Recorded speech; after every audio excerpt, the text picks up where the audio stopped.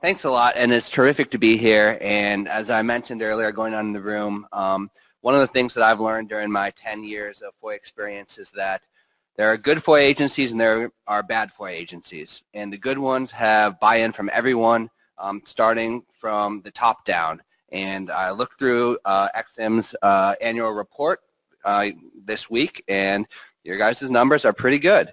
And before I get too much into it, I must say that the National Security Archive doesn't submit too many requests to you guys. I think we're waiting for one currently. And I should say that despite the fancy-sounding name, National Security Archive, we're a nonprofit, non-government place that submits FOIAs.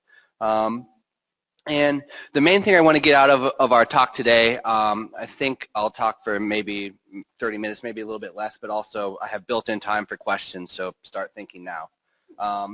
Is I want to come away with this, hopefully convincing you guys a little bit more, or reinforcing that requesters and government people that are transparency people are actually quite a bit more on the same side than is also put out in the media, or that some people might think. So that's my main goal, is to walk away saying, you know what, we're pretty similar after all.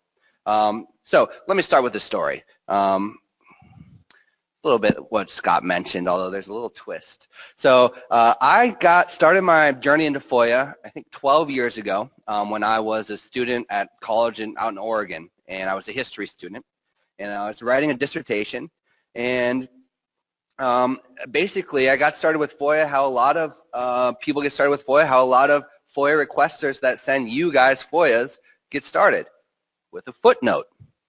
So here's a book on the Cold War, and I was studying that, and down at the teeny bottom I highlighted a little teeny footnote that essentially says that in 1983 there was an unknown secret nuclear crisis when NATO exercise was so realistic that the Soviet Union got really scared and readied their nuclear weapons to a point not seen before.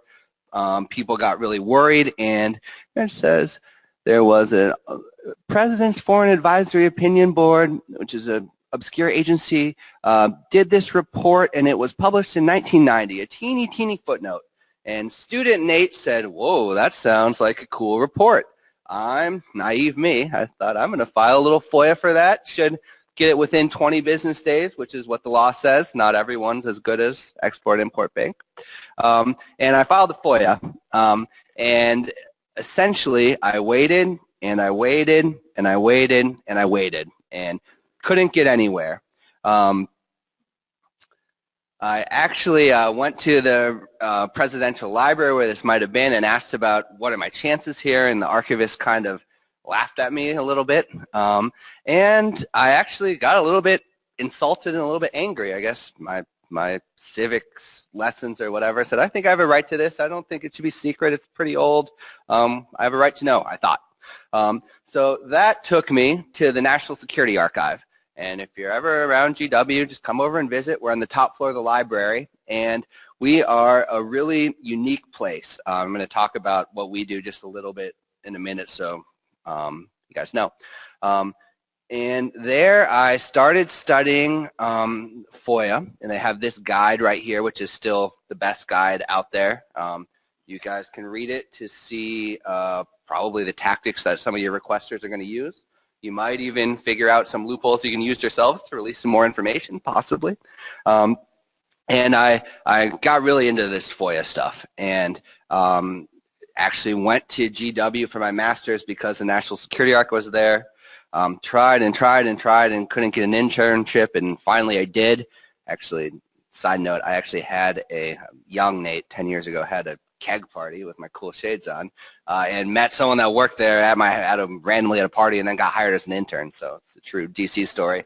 And then eventually got hired on, and then eventually climbed up the ranks to director of the FOIA project. So not the director, but the director of the FOIA project. And I'm still there today. I'm still loving it.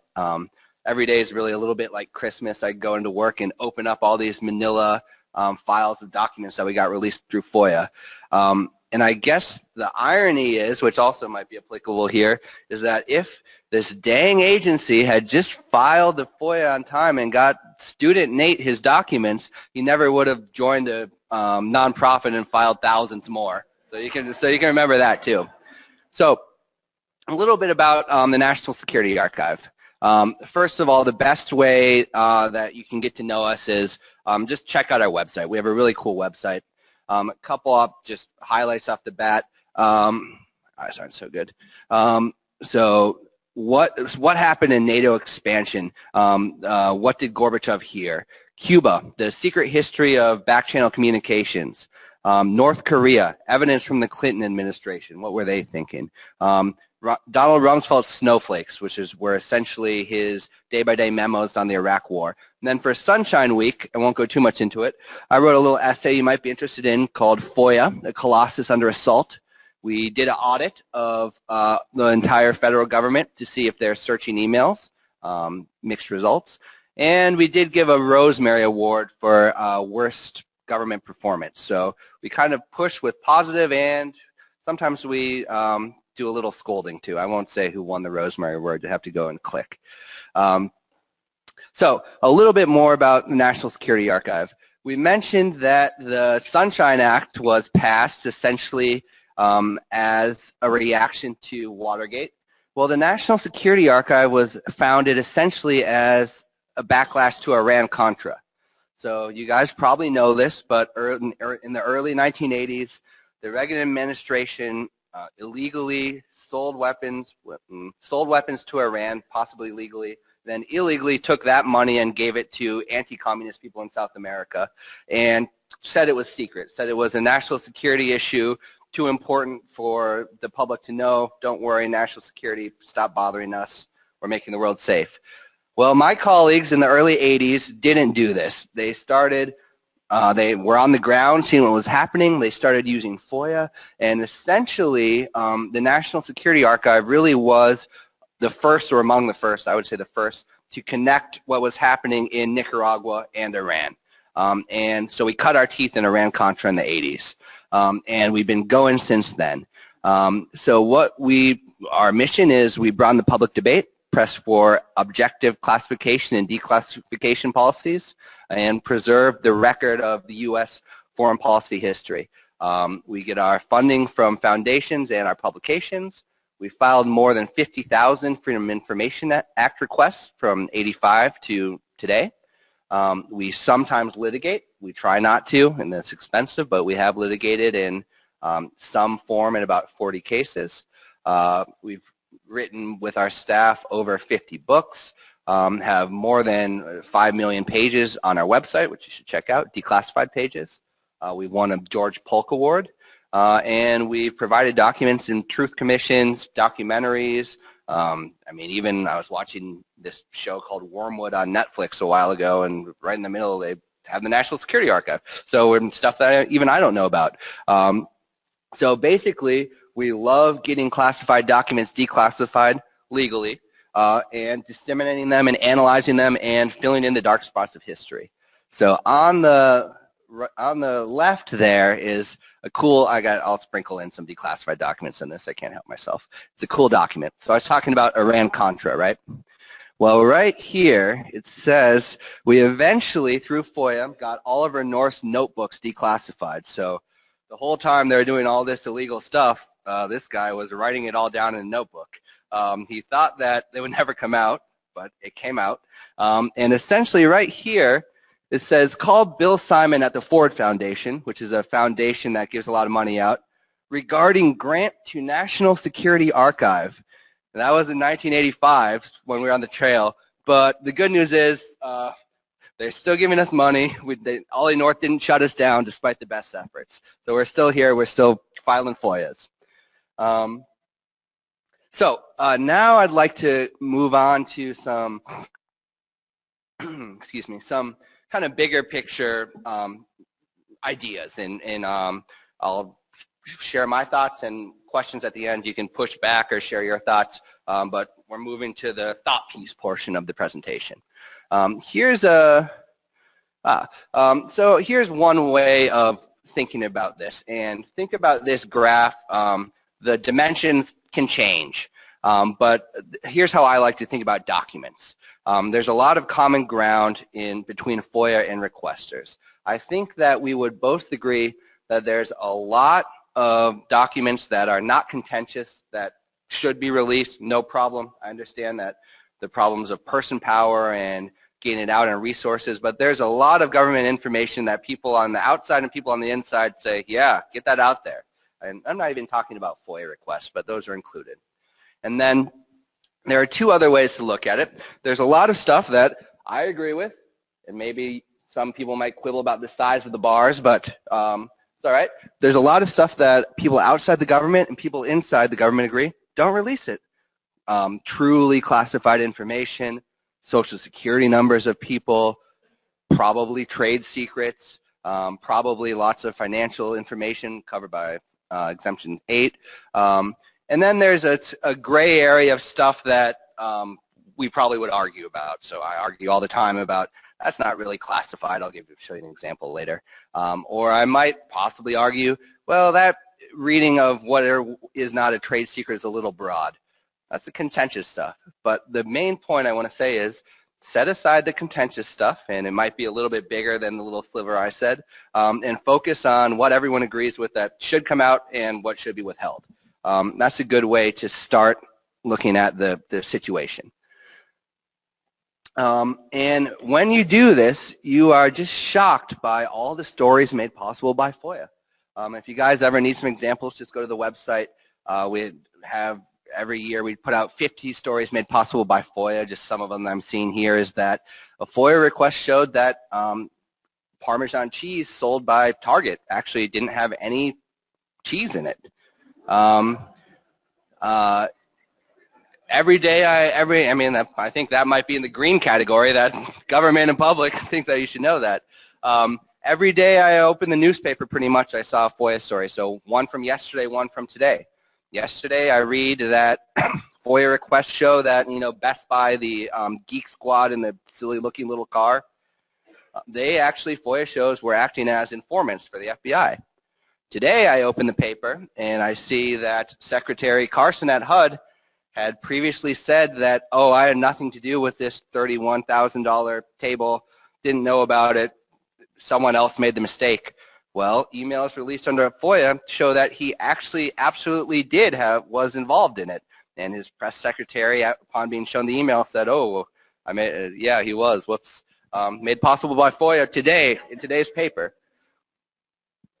Here's a question that, just read it and think about it. So first is one of my favorite or least favorite redactions.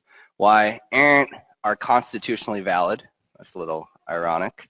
It's a question just to think about. There's probably no right answer, but what's more important, your agency's mission or the legal requirements of the Freedom of Information Act? And lots of times in government, there's lots of laws, not just FOIA, that overlap, but it's a tricky thing to balance, and thinking about it's the first step.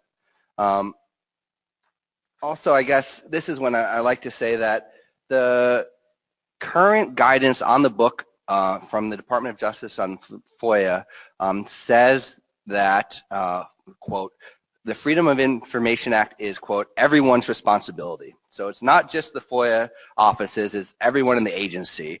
And agencies that do well on FOIA have complete buy-in, and agencies with these 20-year-old pending requests, that's a real thing, people don't think it's their responsibility. They ignore requests from the FOIA shop, they're late getting documents, and I realize that people have other jobs other than FOIA, but it goes back to the issue of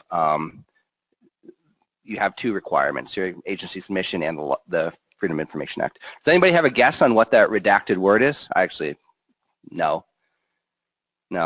It's from the DEA actually, and it says why I believe parallel construction is constitutionally valid. So essentially, just as background, that's when they get information from one type of spying and then they use that to make their case a different way that's probably more legal to a court. It would have been nice if they just said parallel construction is valid, not hid it from us, but what can we do? let's see here. So another point I want to make. Recently in the press, not here, but in other agencies, people have, State Department, someone said on the record that when they were transferred to the State Department or transferred to the FOIA department, they felt like they were transferred to Siberia. They also said that the FOIA department was a joke. Someone else went public and said that they felt disgraced that they had to work on FOIA. And I think that actually is a growing big problem. And I think one of the theories overall, and big problem in some agencies, one of the theories I have overall is that FOIA officers throughout the government need to start to develop an inspector's general mentality. And they need backing by that too, that I don't think the Department of Justice is giving them right now, personally. So that's something to think about, is why do people usually fear the IG's office, but people go to the newspaper and say the FOIA office is a joke? I think they should become more level throughout the government. Here's just my visual on this one, is an IG report that we found declassified, that was someone at the CIA did a complaint to the IG because they were processing FOIA requests so poorly that it cost the CIA $350,000 paid to a nonprofit called the National Security Archive, and they were still doing these same mistakes that the judge ruled against them, pattern and practice. The money, unfortunately, didn't go to us and went to our pro bono lawyers. But in this case, it's a good visual of a declassified IG report. So the other notice is not following the FOIA can cost your agency a lot of money. So maybe that's an argument you can make to the higher ups as well. Let's see here. Here's another one. Over-redaction, I think, is a big problem everywhere. Here's an example of something that every student learns in history class, that the Cuban Missile Crisis ended when Cuba took their missiles out, the Soviet Union took their missiles out of Cuba, and the U.S. took ours out of, what did we swap? What country? Good, Turkey. But in this one, I thought everyone learned that. But in this one, the agencies are still redacting how the Cuban Missile Crisis ends. So the redaction there is that we took our missiles out of Turkey. There's also, during the Cuban Missile Crisis, another example I don't have here is Khrushchev said on a radio saying, we are taking our missiles out of Cuba. Well, I got a document saying, today Khrushchev said on the radio, redacted. And I think that my opinion is that I have got friends within government, they say, Nate, I know it's ludicrous, but that's what the law says. But it's not what every agency does. Some agencies do it, some agencies don't. I think that there should be, don't redact things that don't pass the laugh test. And the best FOIA agencies have the standard that if it's already in the public, don't waste ill will redacting it. Don't be a super stickler to the law so much that people don't think your agency is credible. Because if you're hiding things that everyone knows and that everyone gets mad about, it ultimately hurts, in my opinion. Yesterday there was a hearing on FOIA, and one of the senators, Chuck Grassley, berated a DOJ person saying that something they said about FOIA didn't pass the common sense test. I think that's a good standard, in addition to the other legal things. Does it pass the common sense test? Another problem, again, not so much here, is delays. Here's a statistic from an annual report showing that the oldest FOIA request in the federal government, according to the latest data I could find, is 23 years old. I know that timeliness is difficult, and I know FOIA takes resources. It wasn't here, by the way. It wasn't from here. And generally, my rule of thumb is that if a FOIA request is processed in under a year, I count that as a success. If it is processed in over a year, then I would count that as a failure. The law says 20 days, and that's great if you can get it. But even if you're keeping it under a year, I think that's all right. Over a year, I would say if any agency has any request over a year old, they really got to look at what they can do to rejigger their process. Another issue that probably isn't too big here, but I'll share anyway, is consultations and referrals. This is a letter I got that really knocked my socks off. It's a letter that said that before this old document could be released, it had to be reviewed by 14 different agency and components. 14 people had to sign off on it. And I think that in the future, probably the distant future, FOIA is going to have to move to more empowerment of the FOIA officers and giving them the power to have one set of eyes review and release information. It's slowly moving that way, and I think it might have to wait until the next generation of people, but it's unsustainable to have 14 sets of re-reviews of documents. That's just not efficient or sustainable. So 508 compliance is another issue. Here's an example of one of the best reading rooms in the federal government, the Department of States. And if you want to look at an example of how to make a model FOIA reading room, look at theirs. They post all of their FOIA releases quarterly. They proactively post lots of documents in PDF format with some very good metadata. And I checked out your guys' FOIA reading room, and it's pretty good too. You don't have near as many documents as the Department of State. But that's an example of proactively posting information so that people go there first and don't file FOIAs.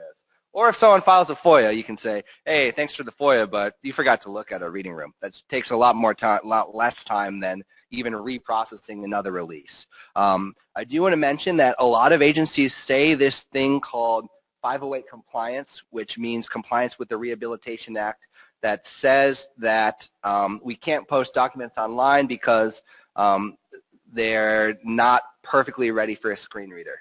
I want to mention that I'm on the FOIA Advisory Committee, and we have just passed a recommendation essentially saying, you can read it yourself, but it essentially says that's not really a good faith argument. There are lots of ways to post documents online that are 508 compliant, even if every single character is not perfect, or even if there is a picture of a clown juggling. We don't actually need to spend taxpayers' money to have an actual employee go through and look at every page and type in picture of a clown juggling. Some agencies say that, but personally I think it's a red herring. They just don't want to post information online, and we have guidance on that. Post as much information online as possible. And let's see here. I'm wrapping up, so get your questions ready. The stories are still coming out. FOIA is an extremely powerful tool, and I'm glad we're celebrating it. Here are just a few news stories just that I picked randomly. Declassified documents show what happened in Indonesia's mass killing in the 60s and the U.S.'s role. The DEA said that there was a shooting where civilians were killed in Honduras because the people that were killed opened fire. A FOIA video showed that didn't happen. The border wall released emails under FOIA show that it is a very chaotic process and show that nature areas and a retirement community that people didn't know about before are going to be impacted. FBI and the Geek Squad, like I told you about. EPA calendars and other agencies' calendars show who people are meeting with. And one more, that this is just really great reporting. Inside the FBI's role with Hollywood, FOIA documents show that no one cares about the evening news, so the FBI said, we're not going to use our resources to influence that. People care about Hollywood. We need to have the best relationships with Hollywood movies. So I'll finish just by reading a paragraph by an essay I wrote for Sunshine Week entitled FOIA, a Colossus Under Assault.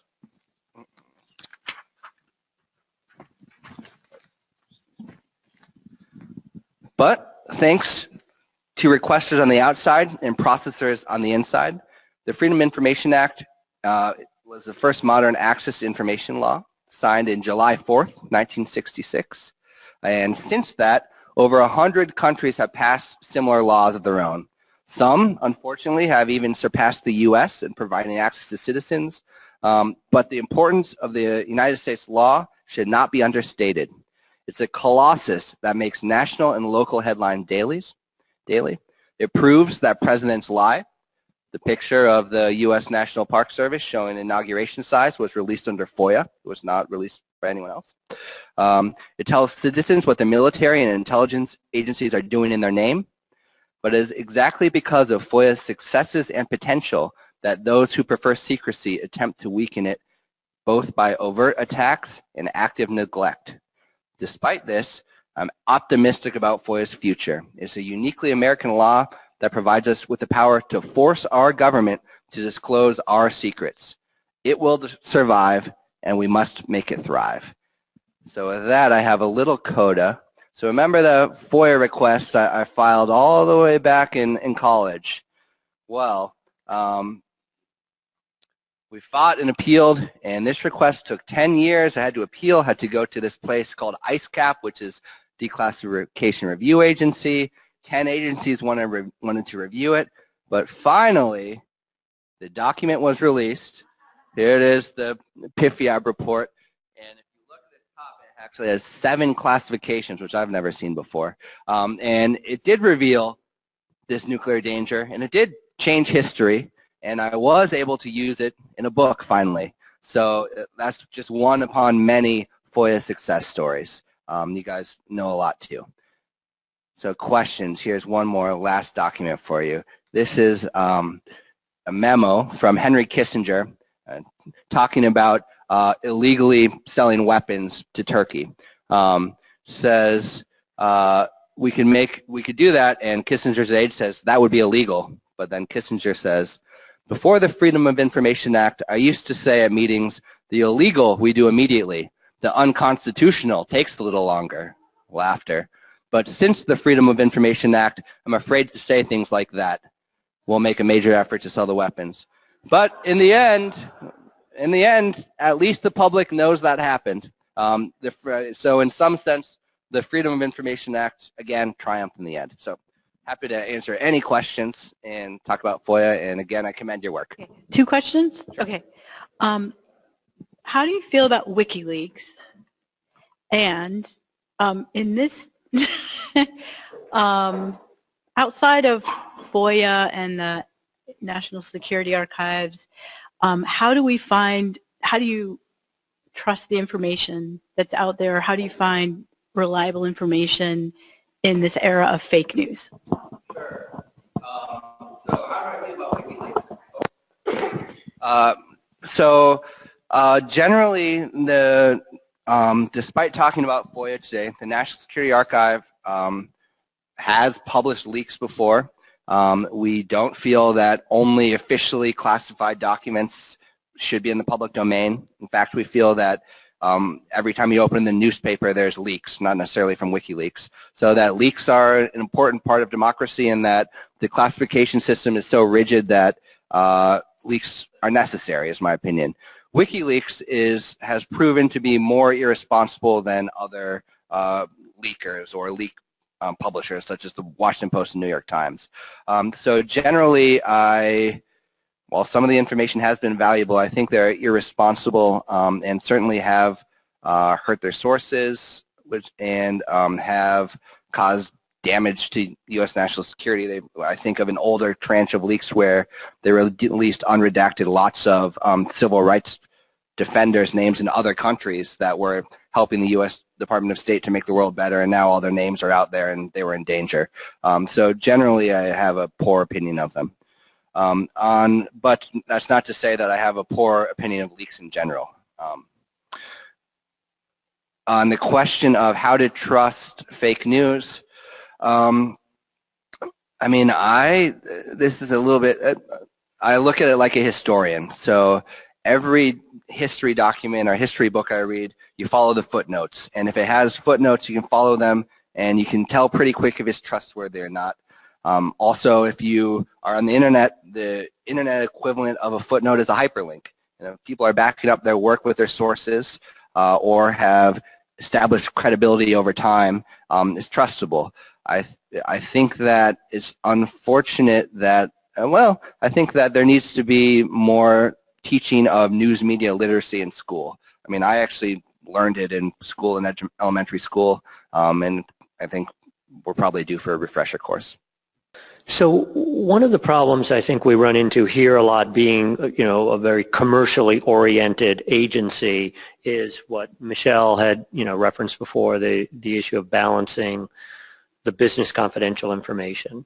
And what we see a lot is requests that are really not in the vein of opening, an eye into government, but rather of getting a competitive advantage. Mm-hmm. And sometimes these requests can be incredibly broad, like, okay, give us every email, including every document in every email between anybody at Exim Bank and such a company over the past 10 years. Mm-hmm. Those are not going to get done in a year. Those are not going to get done in several years, even with efficient, addressing. And we see more and more of those.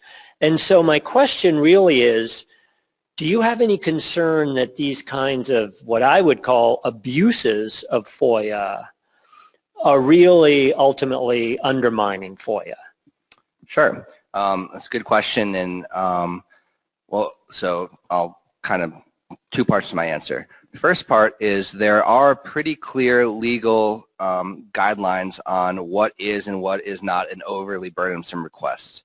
I think that probably if you went to court, I know going to court sucks, a judge has already found and would find that all requests, for example, for 10 years from email from a company, I think probably would be overly burdensome. And there is case law that we can look into and maybe should be tweaked, or maybe even the law should be tweaked. So I do hear you on that, and there is a line of what is and what is not overly burdensome. Maybe a certain number of pages or something could be that line, and then you could go back to the requester. So that is an issue, and I get it.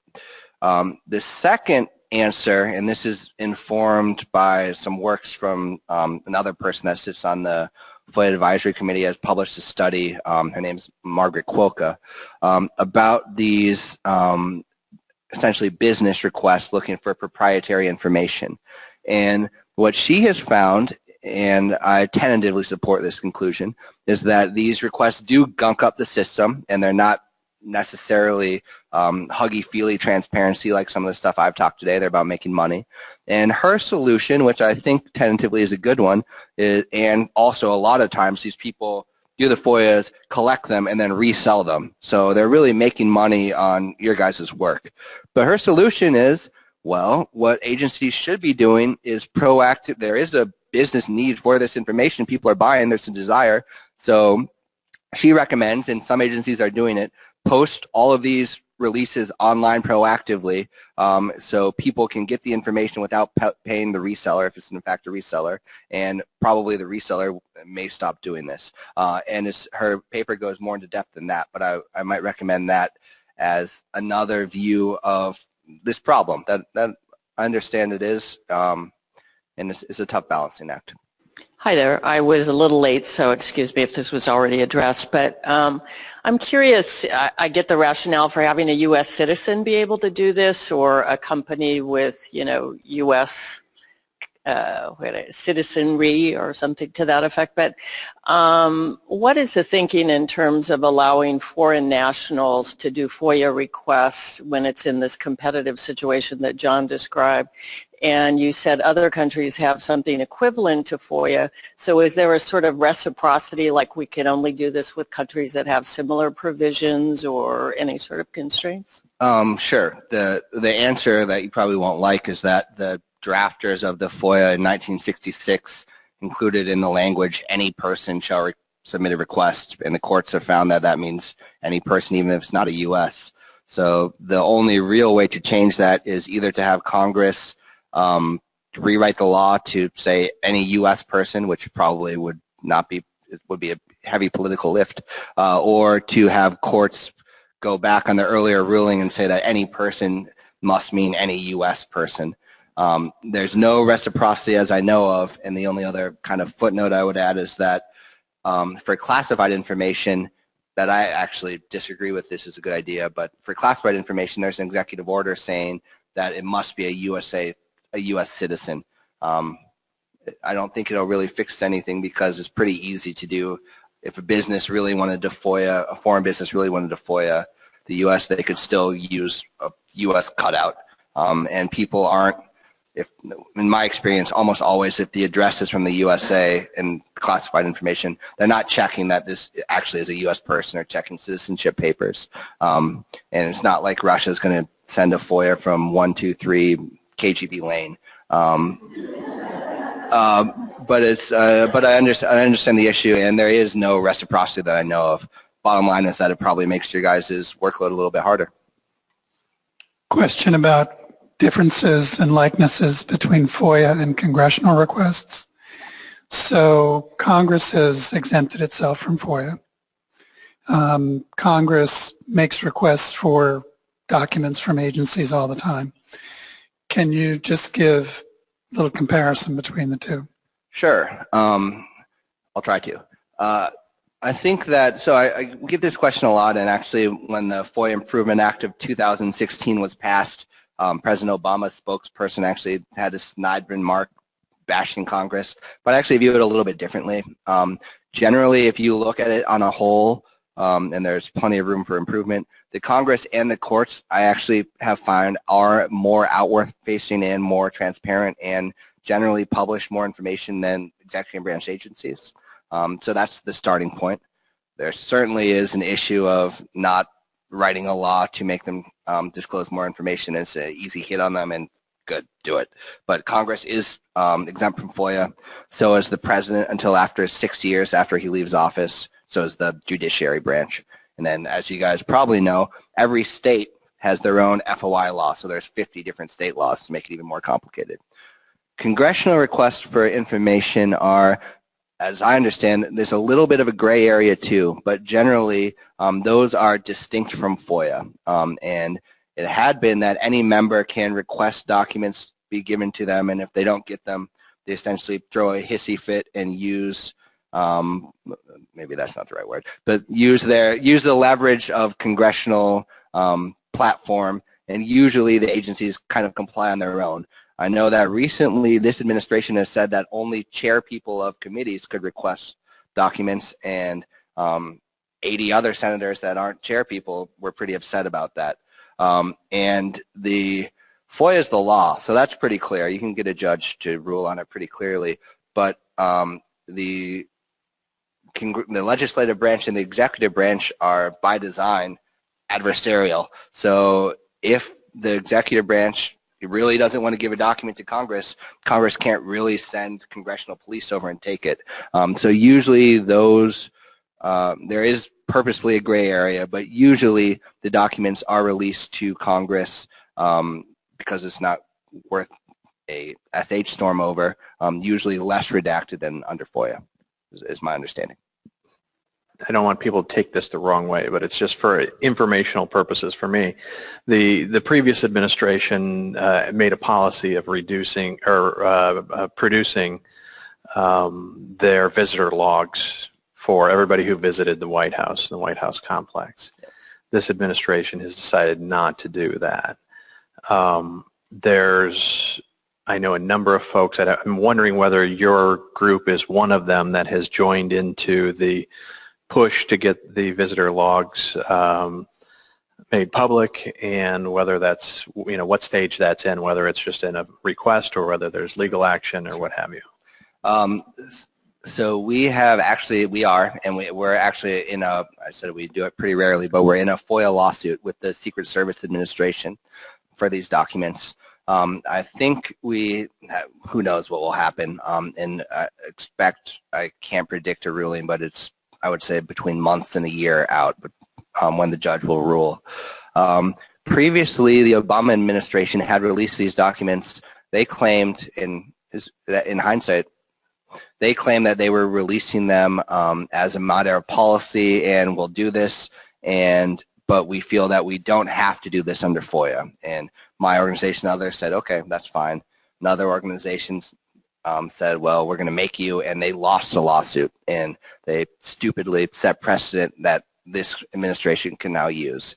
So my work and other work are in the middle of a lawsuit arguing that Secret Service should turn over these logs because at its essence, the public has a right to know who the president is meeting with some cutouts. One last kind of interesting note is that one remarkable paragraph from the declaration of the Secret Service that our lawsuit uncovered was that, okay, we'll fight over the White House logs, but just so you guys know, we have absolutely no record of anyone that comes into or out of Mar-a-Lago. So for my work, we are kind of aghast and said, well, that means that any foreign agent or lobbyist can meet with the president unchecked at any time, which I think is an excellent recipe for corruption personally. Should civil servants feel reasonably confident that they are protected under the FOIA process? I think so. Do you mean specifically like having their deliberations or their social security number released? Or through my 10 years, which is not that long, people here have been doing it longer than I have, I'm sure, I haven't seen any substantial crossfire civil servant injuries that weren't deserved. There have been times when civil servants have acted poorly. Think $31,000 table that you said that you didn't order when you actually did. That FOIA shows wrongdoing. In that cases, it happens. But generally, on balance, I would say no.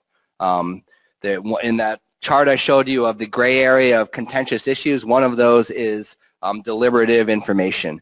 I personally feel that while there is space to redact some information as deliberative, Exemption 5, it's one of the most overused exemptions, and that gets a little bit at what you're talking about. As for personal information, including social security numbers, phone numbers, stuff like that, generally those are very well protected. Hi, thank you. Can you speak a little bit on disclosing information? However, it's my understanding that if that information that is disclosed is found to be business confidential, then, for instance, if I release a document and it's found to have business confidential information in it, then I'm liable personally. And then is there a requirement of training or something that people that are therefore then would be held liable if it were to be disclosed should have this training to avoid that potential oops? So I actually probably will defer to the FOIA people here because I will admit Exemption 4, confidential business information, is one of the few exemptions that I don't really deal with very much. But generally, my understanding is that the person who, correct me if I'm wrong, the person who's could be in trouble is the person who signs the letter. Yeah, I would not worry, Catherine. I think that that's something the FOIA office would take responsibility for, and hopefully the FOIA reviews here are conducted by Linnell's group and then is concurred on by OGC, so generally you have those, and then Lisa signs off on it, so there's a lot of protections well after you've given away something. And just to add to that, the FOIA office, we would like to do some training this year, some agency-wide training, so you'll have an opportunity to learn more about business confidential information then. All right, thanks a lot. If you guys got my email, keep in touch.